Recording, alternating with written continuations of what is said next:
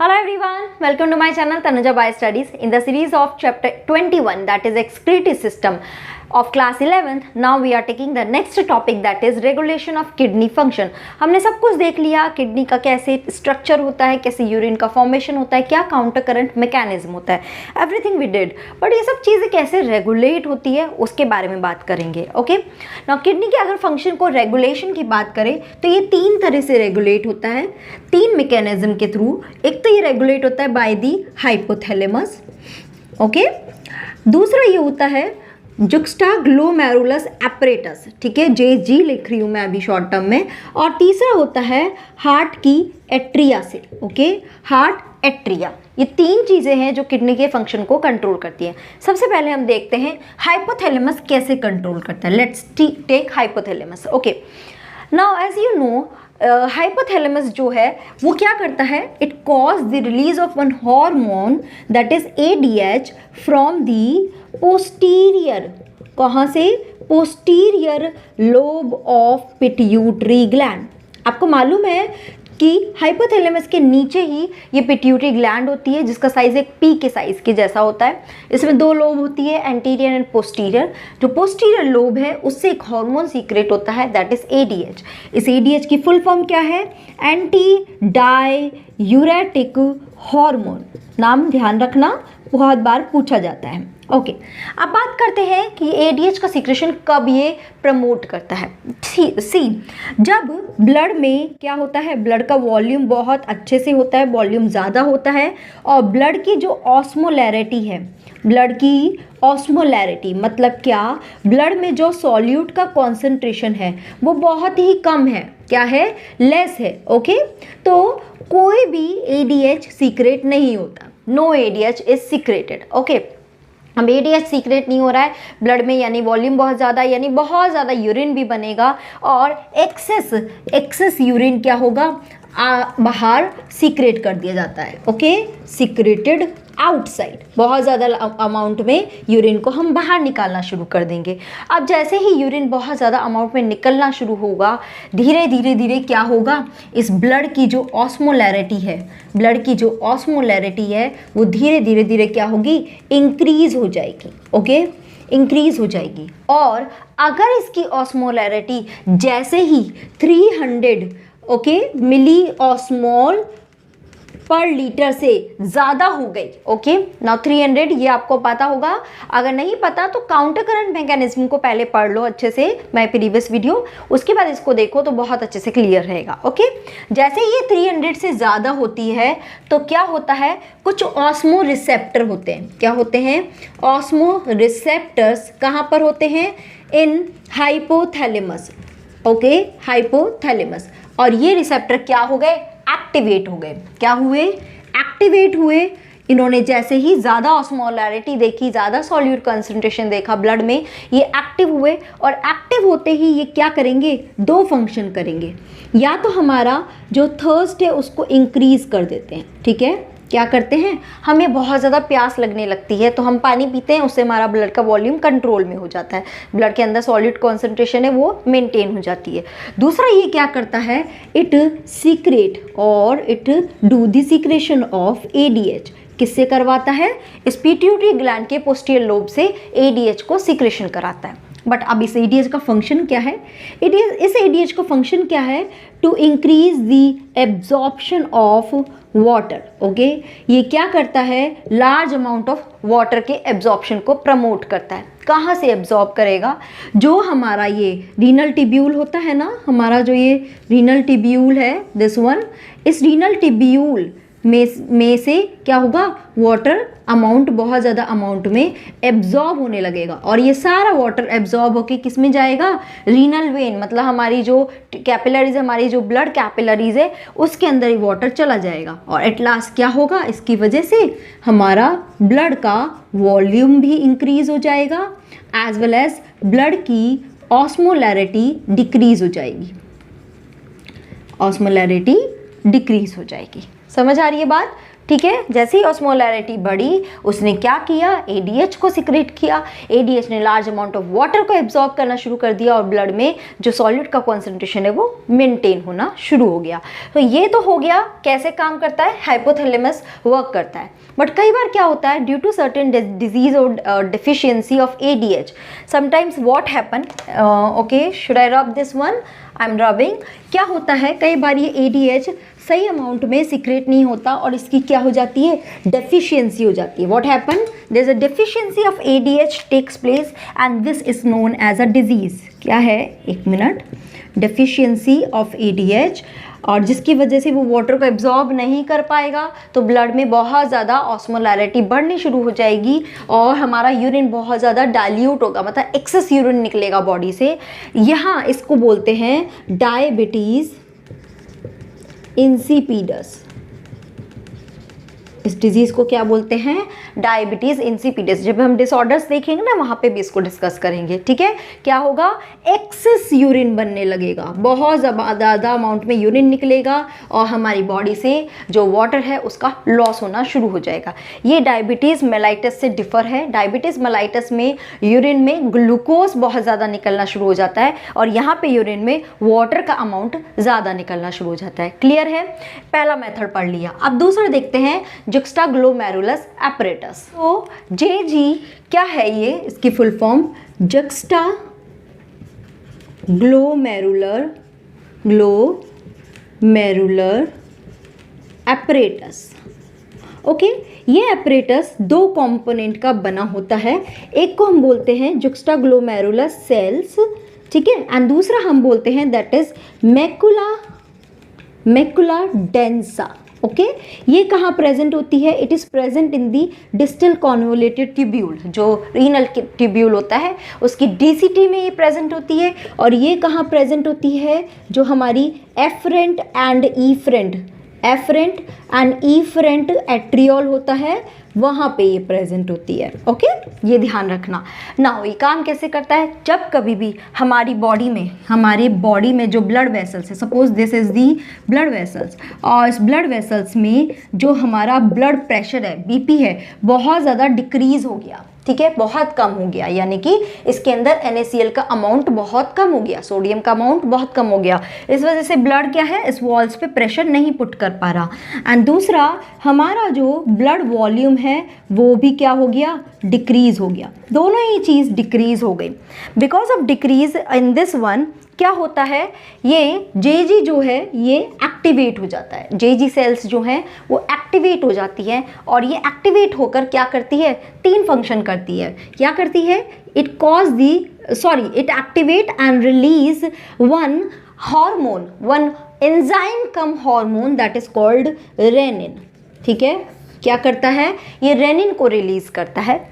इस रेनिन का क्या काम है, जो हमारा ब्लड प्लाज्मा होता है उस ब्लड प्लाज्मा के अंदर एक प्रोटीन प्रेजेंट होता है that is known as angiotensinogen. Okay, ये क्या करता है, इस एंजियोटेंसिनोजन को ब्रेक कर देता है किस किस में, एंजियोटेंसिन 1 एंड एंजियोटेंसिन 2। क्या किया इसने, एंजियोटेंसिन 1 एंड एंजियोटेंसिन 2 में इसको ब्रेक कर दिया। ठीक है, नाउ जो ये एंजियोटेंसिन 2 है ये फंक्शन परफॉर्म करता है।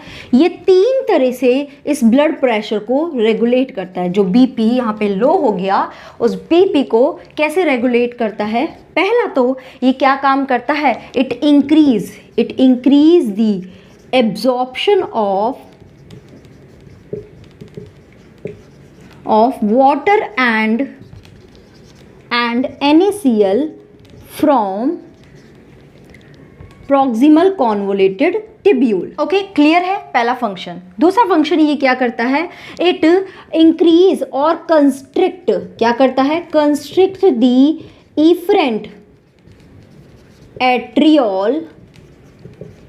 ठीक है, इफरेंट एट्रियोल है उसके डायमीटर को और कंस्ट्रिक्ट करता है so that it can increase the glomerulus filtration rate या फिर ग्लोमेरुलस प्रेशर को ये इंक्रीज कर सके। सी हो क्या रहा है यहाँ पे, बीपी कम होने का और ब्लड वॉल्यूम कम होने का रीज़न एक ये भी है कि जो ग्लोमेरुलस फिल्ट्रेशन रेट है, देखो अगर आपने शुरू से कुछ नहीं पढ़ा है फिर डायरेक्ट इस पॉइंट पे आओगे तो कुछ समझ नहीं आएगा, पहले की सारी टर्म्स क्लियर करोगे तभी ये सब क्लियर होगा।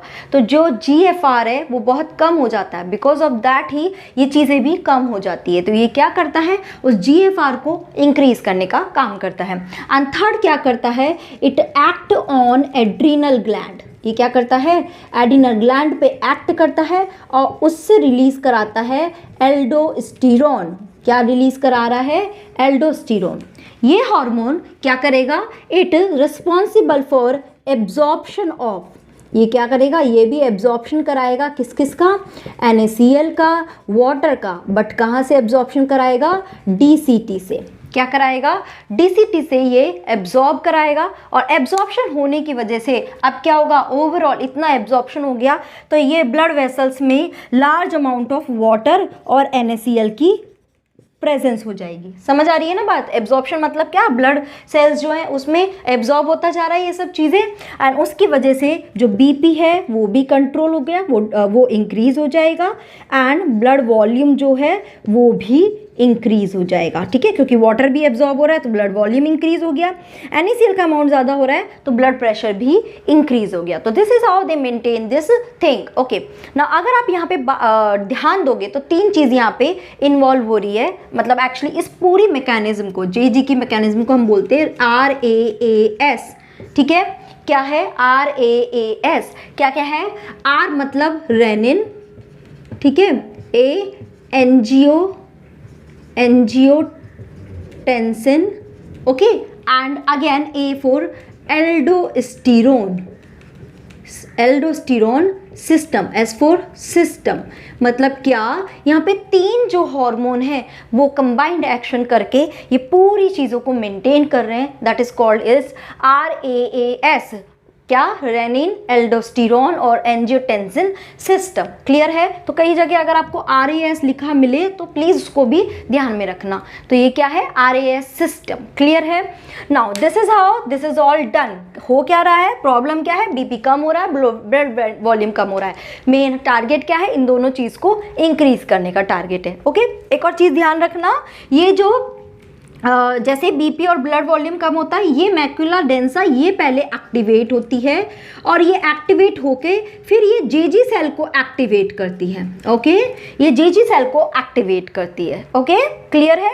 और बीपी कम और ब्लड वॉल्यूम कम होने की वजह से GFR जो है वो डिक्रीज हो जाता है, या फिर ये सब क्या है, इंटरकनेक्टेड है। GFR डिक्रीज हो गया, because of that BP and blood volume decrease हो गया, तो ये सब इंटरकनेक्टेड है। तो ओवरऑल यही चीज़ें हो रही है, इनको इसको भी इंक्रीज करना है, बीपी को इंक्रीज करना है, ब्लड वॉल्यूम को भी इंक्रीज करना है। तो क्लियर है ये वाला। चलो अब थर्ड वाला देते हैं, हार्ट एट्रिया। हार्ट एट्रिया में क्या होता है, ये कब काम करता है, जब ये जो ब्लड वेसल्स है, दिस इज ब्लड वेसल, इस ब्लड वेसल में जो बीपी है वो इंक्रीज हो जाए। अब क्या हो रहा है, इंक्रीज, इस वाले में सब डिक्रीज हो रहा था, यहाँ ब्लड वॉल्यूम भी इंक्रीज हो जाए और बीपी भी इंक्रीज हो जाए। इन दोनों के इंक्रीज होने की वजह से ये हार्ट की जो एट्रिया है ये एक हार्मोन सिक्रीट करती है, that is called ANF। This is a peptide hormone. कैसा हार्मोन है, it is a peptide hormone. ठीक है, क्या फुल फॉर्म है ANF की, इट इज एंटी नाट्रियूरेटिक फैक्टर। ठीक है, इसका काम क्या है, ये किस पे अटैक करता है, एक तो क्या करता है, ये रेनिन एंड एंजियोटेंसिन उन सब की सिक्रेशंस को डिक्रीज कर देता है। ठीक है, सिक्रेशंस को डिक्रीज कर देता है, जिसकी वजह से जैसे ही डिक्रीज होती है तो क्या होता है, absorption of water and NaCl also decrease. ठीक है, ये भी क्या हो गई, डिक्रीज हो गई। तो मतलब इनका एब्जॉर्प्शन अब नहीं हो रहा है। और उसी के साथ ही ये दूसरा क्या करता है, it vasodilates the blood vessels.